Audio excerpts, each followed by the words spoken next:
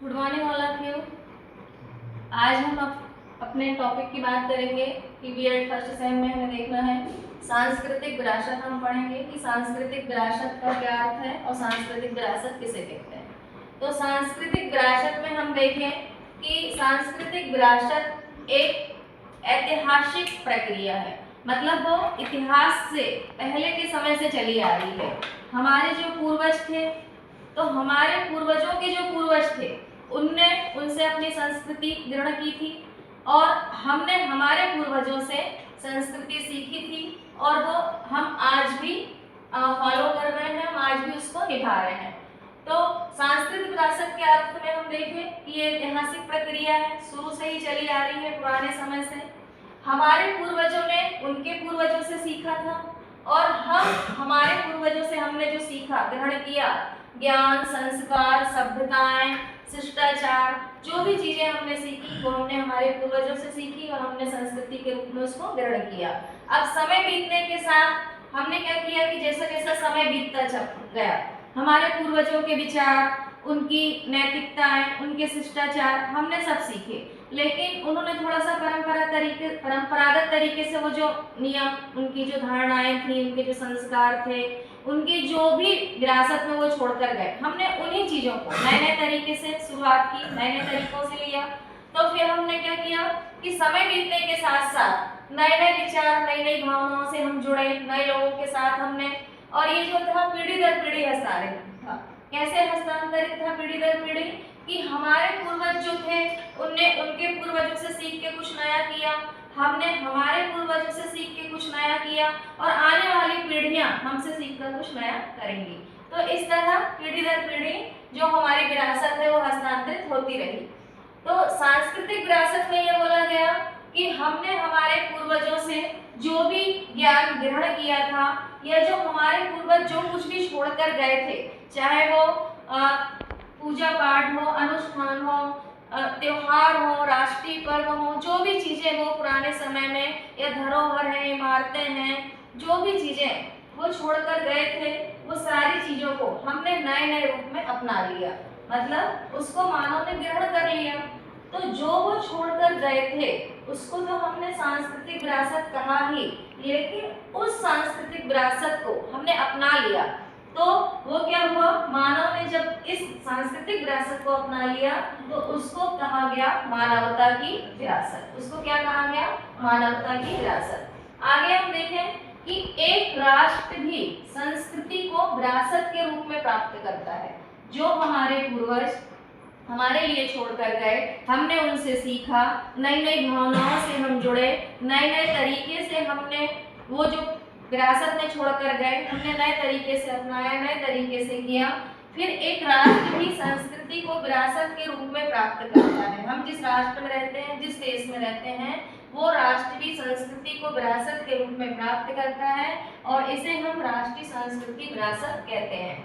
इसमें सभी मूल्य सम्मिलित होते हैं, सभी मूल्य सम्मिलित, यानी कि नैतिकता है ना, शिष्टाचार, सभ्यताएं, हर तरह के संस्कार, सारी चीजें जो होना चाहिए सभी धर्मों के प्रति, सारे जो भी उनके ग्रंथ हैं, उनके जो भी ग्रंथ हैं संबंधित अलग अलग धर्मों के, वेद पुराण जो कुछ भी हैं, वो सब एक मूल्य के रूप में, सभ्यता, संस्कृति, शिष्टाचार के रूप में हमारा राष्ट्र उनको ग्रहण करता है और वही चीजें फॉलो करके पीढ़ी दर पीढ़ी हस्तांतरित होती हैं।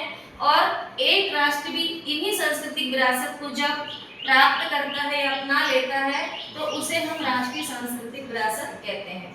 देखिए, विरासत परिवर्तनशील नहीं है। विरासत जो हमारे पूर्वज हमें दे के गए हैं, हम उनको नए नए तरीके से कर सकते हैं, लेकिन वो परिवर्तनशील नहीं है। संस्कृति को हम परिवर्तनशील कर सकते हैं, लेकिन हम विरासत को परिवर्तन नहीं कर सकते। इसी तरह हम आगे देखें कि यहाँ पर वैज्ञानिक आविष्कार भी हमारे पूर्वज ही हमें देकर गए हैं, जो पीढ़ी दर पीढ़ी आज नई नई शिक्षा नीति आई है, नई नई टेक्नोलॉजी आई है, तो ये सारी चीजें पहले से ही थी। पहले से ही कैसे थी, वैज्ञानिक आविष्कार में हम देखें तो गणित में आर्यभट्ट वो अपनी चीजें रख कर गए थे, ज्योतिष में बोधयान था, भौतिक में कणाद थे, उन्होंने अपने पुस्तकों या बताया था। औषधि में सुश्रुत थे, कई तरह की औषधियां दवाइयां वगैरह उस समय भी थी। रसायन में नागार्जुन, योग में पतंजलि और राजनीति में चाणक्य। तो ये सारी चीजें पहले से ही व्यवस्थित थी। हमने इन्हीं चीजों को नए नए तरीके में लाकर प्रस्तुत किया, तो वो हमारी पीढ़ी दर पीढ़ी हस्तांतरित होती गई, आती गई और नई नई चीजों में परिवर्तित होती गई, और हमने सबके सामने नए तरीके से प्रस्तुत किया जो कि पहले से ही था। इसके बाद धर्म ग्रंथ में देख लो, हिंदुओं के धर्म ग्रंथ में वेद हैं।